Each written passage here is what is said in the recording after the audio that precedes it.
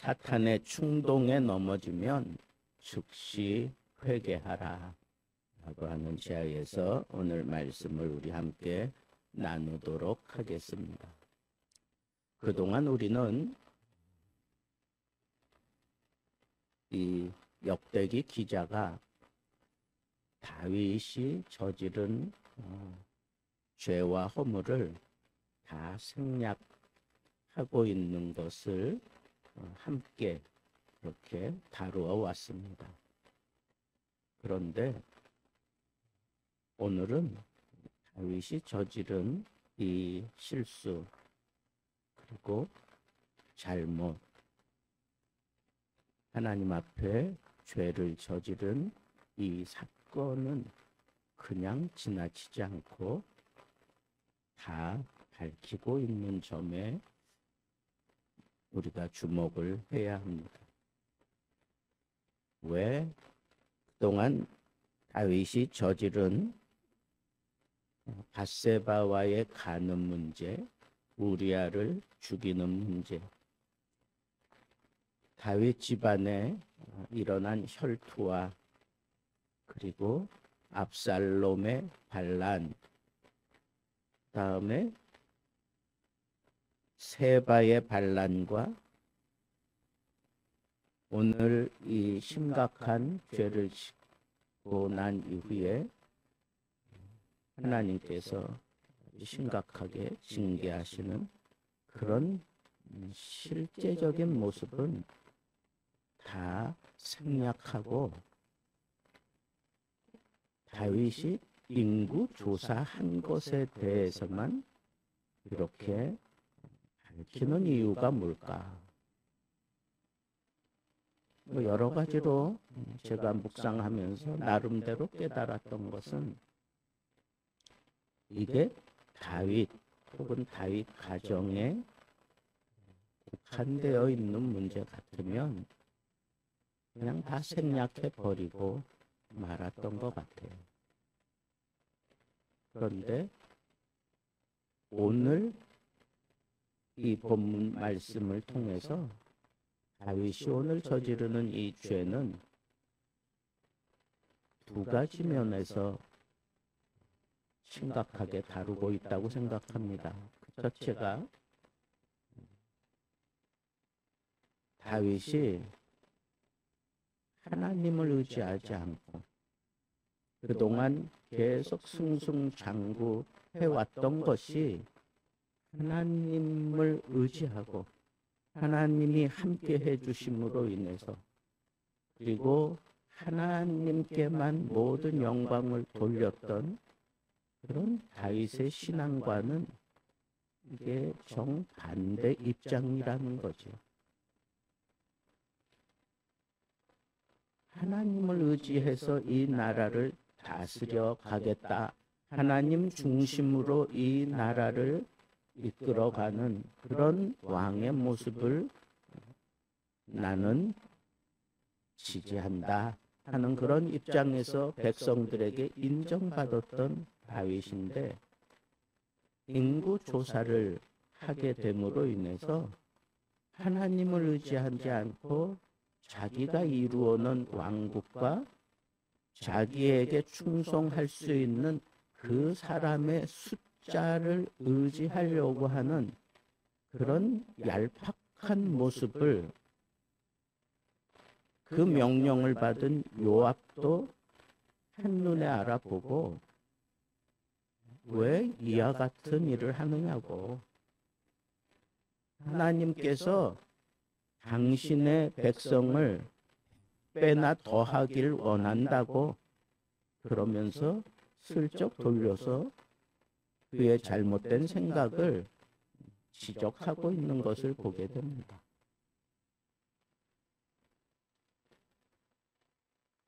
그게 첫 번째 잘못이고, 두 번째는 이 죄가 자기 한 사람의 죄로 끝나는 게 아니고 여기 요압이 얘기하는 것처럼 왜 이스라엘로 하여금 범죄하게 하느냐고 그렇게 얘기를 하는 겁니다.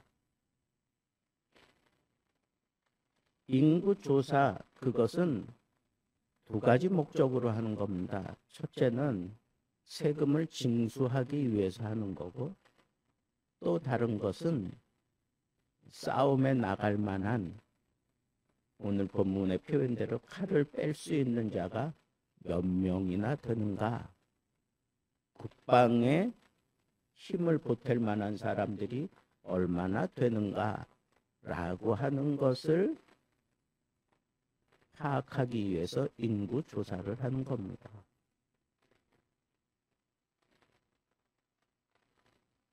그러니까 이 밑바닥을 생각해 보면 지금 다윗 혼자 죄를 짓는 것이 아니라 나아가 이 백성들이 우리가 이 나라를 지키는 주역이다 라고 하는 그런 생각을 하게 만드는 거예요.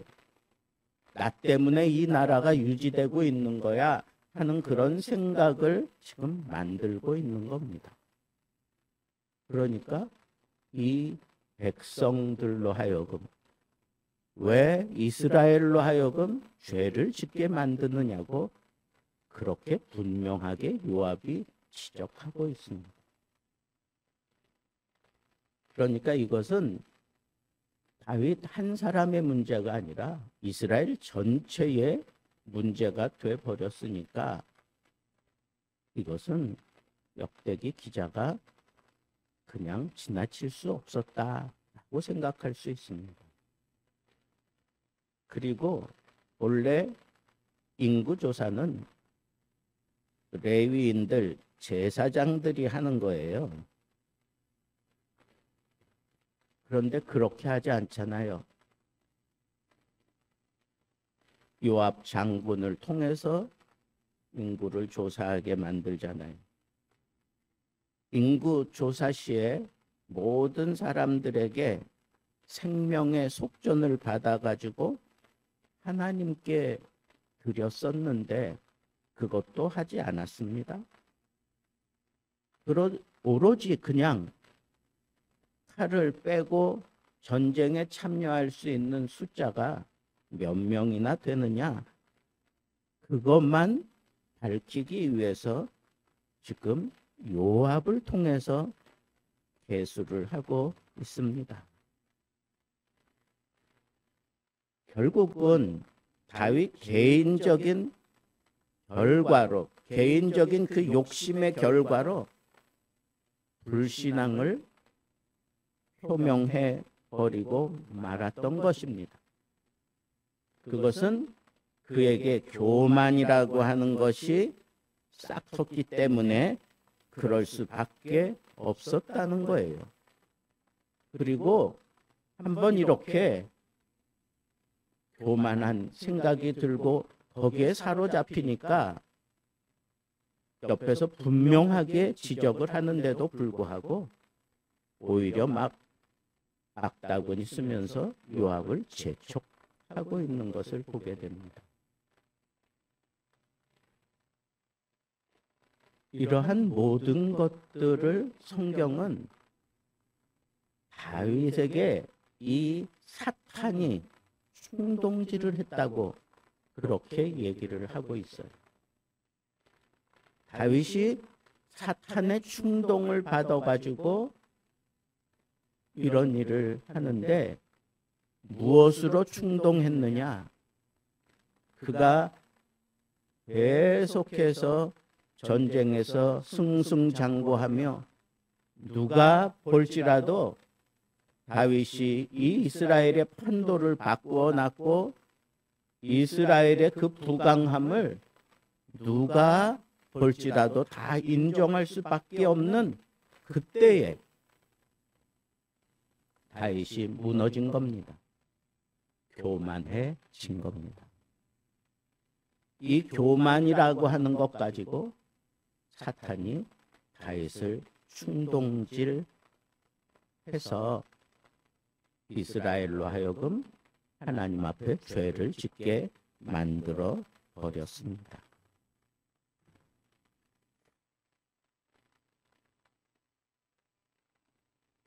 같은 내용을 다루고 있는 사무엘 하에는 이 죄에 대해서 다윗이 회개하고 하나님 앞에 아주 처참하게 부르짖는 모습을 보입니다. 그리고 하나님의 징계가 온 이스라엘 땅에 임하게 되는 이런 모습도 아주 상세하게 기록되어 있습니다. 그런데 오늘 본문에는 하나님의 징계의 그 상황은 싹 빼버립니다. 그리고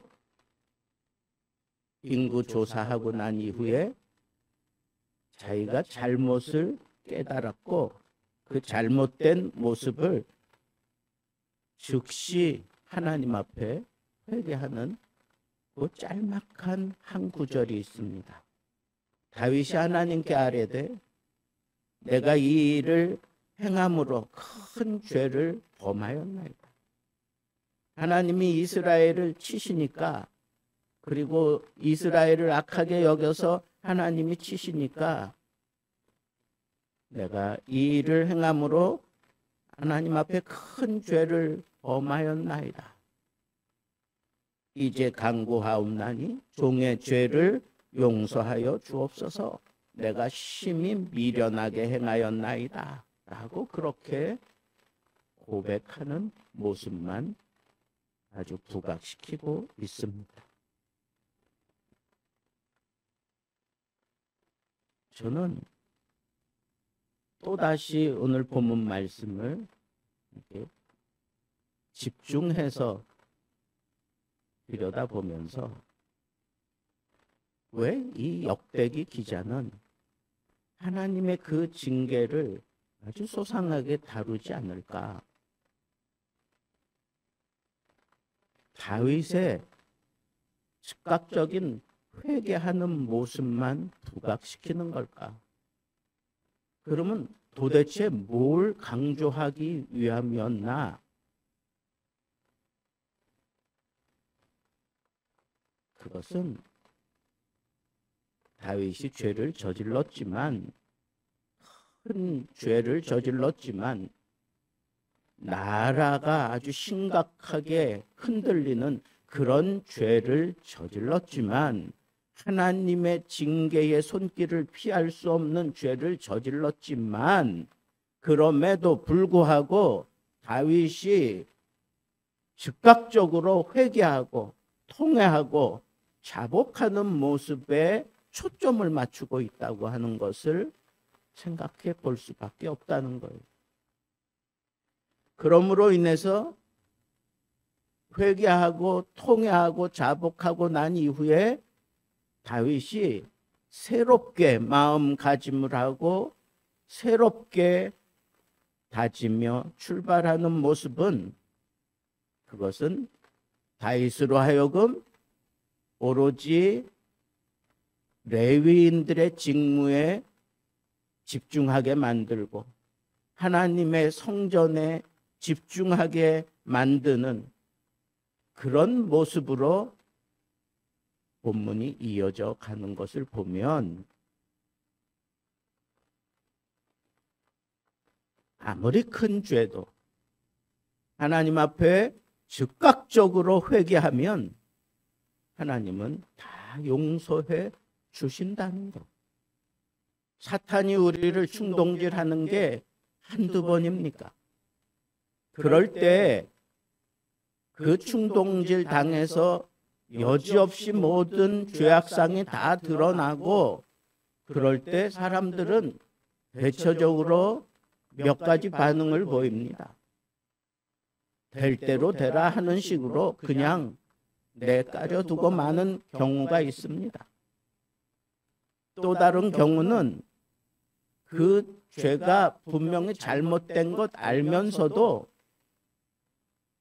그냥 지나쳐 버리는 경우가 있습니다. 그런데 오늘 이 역대기 기자가 초점을 맞추는 것은 이건 정말 누가 볼지라도 다윗이 잘못하고 다윗으로부터 시작한 이 심각한 죄에 대해서 하나님이 여지없이 손을 들고 치시는데, 이건 누가 뭐라 그래도 이 나라가 들썩거릴 정도의 잘못을 저질렀음에도 불구하고 다윗이 즉각적으로 회개했기 때문에 하나님께서 용서해 주시고, 그리고 그 이후에 다윗이 정진해서 하나님이 정령 기뻐하는 그런 모습으로 자기의 삶을 다스려 갔다라고 하는 것에 초점을 두고 있다고 하는 사실을 생각하게 만든다는 거예요. 저도 그 사실에 마음이 끌렸습니다. 우리는 얼마든지 넘어질 수 있어요. 사탄이 충동질하면 여지없이 넘어지는 게 우리들의 연약한 믿음의 모습이에요. 다윗과 같이 오로지 하나님만 바라보며 달려왔던 믿음의 영웅도 넘어진다면 그에 비해서 참 보잘것없는 우리들이 사탄이 충동질하면 얼마나 쉽게 무너지고 넘어질까요? 그런데 우리에게 아주 귀한 낭보는 즉각적으로 회개하면, 즉시 회개하면 살 길이 열린다는 거예요. 지금 역대기 기자는 그걸 부각시키고 있는 것입니다. 즉시 돌이켜 회개하면 하나님께서 용서하시고, 그리고 이전에 잘못된 생활에서 완전히 돌이켜서 지난날의 이 잘못을 마음에 담고 절대로 그와 같은 죄를 짓지 않겠노라고 다짐하며 더 깊숙이 하나님이 원하시는, 하나님이 기뻐하는 일에 총력을 다해서 그렇게 정진해 가는 사람이 바로 다윗이었다라고 하는 것을 드러내 줌으로 인해서 다윗의 잘못을 덮고 그가 행한 이 회개, 즉각적인 회개를 통해서 다윗이 정말 하나님이 기뻐하는 일을 그의 생의 마지막까지 끝까지 붙잡고 달려갈 수 있었다라고 하는 이 사실을 얘기하고 있는 것입니다. 그렇습니다. 꼭 기억합시다. 사탄이 충동질하면 우리도 마찬가지로 죄를 지을 수 있어요. 그러나 그런 상황에 믿음으로 대처하며 죄를 짓지 않을 수 있다면 그보다 더 좋은 것 없겠죠. 그러나 우리 연약한 인간은 넘어질 수밖에 없습니다.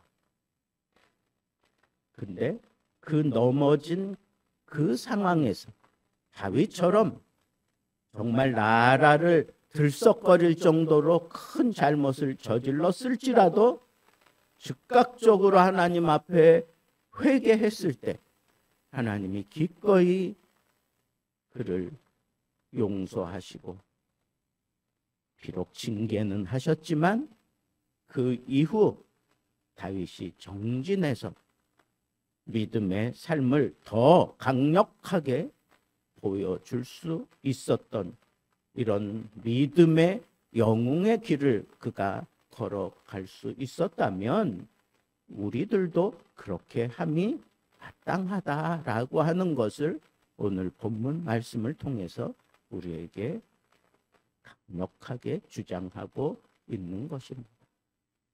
잘못했으면 그냥 깔고 뭉개고 두루뭉실 넘어가지 말고 회개하세요. 철저하게 하나님 앞에 통회하고 자복하고 회개하세요. 제가 주일에 진정한 부흥의 시작은 빈 자리를 사람들로 채우는 것, 그것이 시작이 아니라 나 자신이 하나님 앞에 통회하고 자복하고 하나님 앞에 철저하게 무너짐으로 인해서 시작하는 거라고 말씀을 드렸습니다. 10월 한 달 부흥하자고 하는 슬로건을 내걸고 우리가 하나님 앞에 진정한 부흥은 나로부터 시작된다고 하는 생각과 아울러 철저하고 통회하고 자복하는 그런 심령을 갖게 될 때 하나님이 우리의 심령을 붙잡고 우리의 상황을 다스려가며 하나님의 방법으로 하나님께서 부흥시켜 주실 것이라고 하는 요지의 말씀을 증거했습니다. 그렇습니다.